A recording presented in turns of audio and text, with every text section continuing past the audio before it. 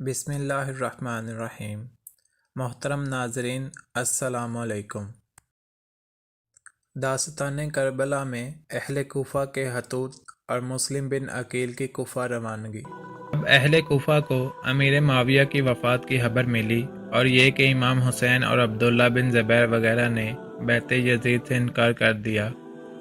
تو کچھ حضرات شیعہ سلیمان بن سرد حضئی کے مکان پر جمع ہوئے اور امام حسین علیہ السلام کو خط لکھا کہ ہم بھی یزید کے ہاتھ پر بیعت کرنے کے لیے تیار نہیں، آپ فوراً کوفہ آ جائیے، ہم سب آپ کے ہاتھ پر بیعت کریں گے۔ یزید کی طرف سے کوفہ کے امیر جو نعمان ابن بشیر ہیں ان کو یہاں سے نکال دیں گے۔ اس کے 2 روز بعد اسی مضمون کا ایک اور خط لکھا اور دوسرے خطوط امام حسین علیہ السلام کے پاس بھیجے، جن میں یزید کی شکایات اور ان کے خلاف اپنی نصرت و تعاون اور امام حسین کے ہاتھ پر بیعت کرنے کا یقین دلایا۔ اور چند وفود بھی امام حسین علیہ السلام کے پاس پہنچے اور امام حسین نے حکمت و دانشمندی سے یہ کیا کہ بجائے خود جانے کے اپنے چچا زاد بھائی مسلم بن عقیل کو کوفہ روانہ کیا اور ان کے ہاتھ پہ خط لکھ بھیجا، مجھے آپ لوگوں کے خط ملے اور حالات کا اندازہ ہوا، میں اپنے بھائی مسلم بن عقیل کو تمہارے پاس بھیجتا ہوں تاکہ وہ حالات کا جائزہ لے کر مجھے خط لکھے۔ اگر وہ حالات کی تحقیق کرنے کے بعد مجھے خط لکھیں گے تو میں فوراً کوفہ پہنچ جاؤں گا۔ مسلم بن عقیل کوفہ پہنچ کر مختار کے گھر میں مقیم ہوئے۔ یہاں کے حضرات ان کے پاس آنے جانے لگے۔ جب کوئی نیا آدمی آتا تو مسلم بن عقیل اس کو امام حسین کا خط پڑھ کر سناتے تھے، جس کو سن کر سب پہ گریہ طاری ہو جاتا تھا۔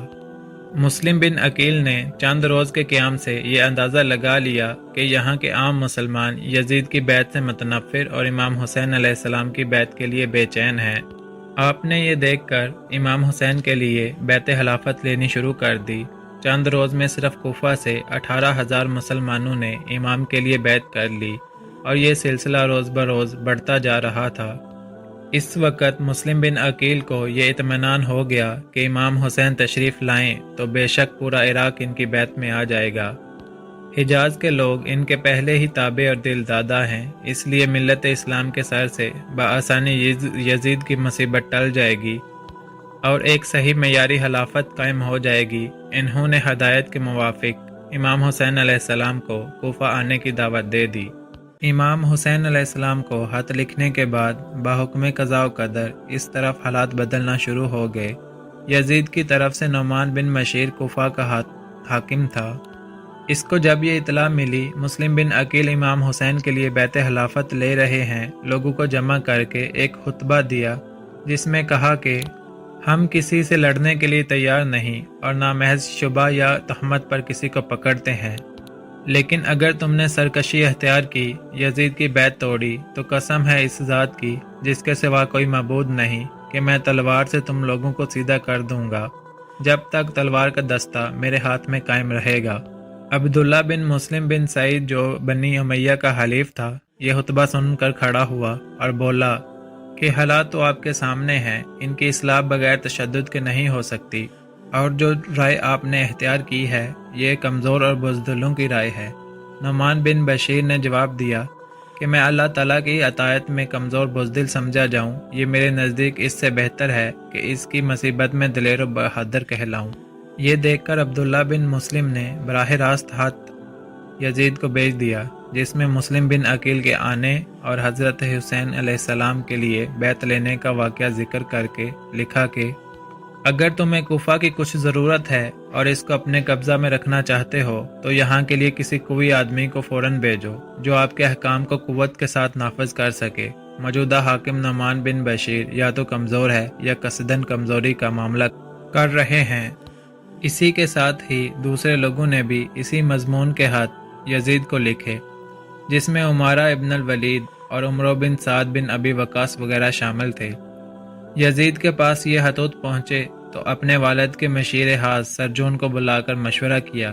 کہ کوفہ کی حکومت کس کے سپرد کرے۔ اس کی رائے یہ ہوئی کہ عبید اللہ ابن زیاد کو کوفہ کا حاکم بنایا جائے، لیکن یزید کے تعلقات اس کے ساتھ اچھے نہ تھے، اس لیے سرجون نے کہا کہ میں آپ سے ایک بات پوچھتا ہوں کہ اگر آج تمہارا والد زندہ ہو جائے اور وہ کوئی مشورہ دیں تو قبول کرو گے؟ یزید نے کہا بے شک اس وقت سرجون نے معاویہ کا ایک فرمان نکالا جس میں کوفہ کی امارت پر عبید اللہ بن زیاد کو مقرر کیا گیا تھا۔ یزید نے اس کے مشورے کو قبول کر کے عبید اللہ ابن زیاد کو کوفہ اور بصرہ دونوں کا حاکم بنایا اور اس کو خط لکھا کہ فوراً کوفہ پہنچ کر مسلم بن عقیل کو گرفتار کرے اور قتل کر دے یا کوفہ سے نکال دے۔ ابن زیاد کو یہ ہاتھ ملا تو فوراً کوفہ جانے کا عزم کر لیا۔ ادھر ایک واقعہ یہ پیش آیا کہ امام حسین علیہ السلام کا ایک ہاتھ اہل بصرہ کے نام پہنچا، جس کا مضمون یہ تھا: آپ لوگ دیکھ رہے ہیں نا کہ رسول اللہ صلی اللہ علیہ وآلہ وسلم کی سنت مٹ رہی ہے اور بدعت پھیلائی جا رہی ہیں۔ میں تمہیں دعوت دیتا ہوں کہ کتاب اللہ اور سنت رسول اللہ کی حفاظت کرو اور اس کے احکام کی تنفیذ کے لیے کوشش کرو۔ یہ خط خفیہ بھیجا گیا تھا اور سب نے اس خط کو راز میں رکھا، لیکن منظر بن یرود کو یہ خیال ہوا کہ کہیں ایسا نہ ہو کہ یہ خط لانے والا خود ابن زیاد کا جاسوس ہو، اس لیے اس نے یہ خط ابن زیاد کو پہنچا دیا اور جو شخص یہ خط لے کر آیا تھا اس کو بھی ابن زیاد کے سامنے پیش کر دیا۔ ابن زیاد نے اس قاصد کو قتل کر ڈالا اور اس کے بعد اہل بصرہ کو جمع کر کے ایک خطبہ دیا جس میں کہا کہ جو شخص میری مخالفت کرے گا میں اس کے لیے ایک عذاب ہوں اور جو موافقت کرے گا اس کے لیے راحت ہوں۔ مجھے یزید نے کوفہ جانے کا حکم دیا ہے، میں صبح وہاں جا رہا ہوں اور اپنے بھائی عثمان بن زیاد کو بصرہ میں اپنا قائم مقام بناتا ہوں۔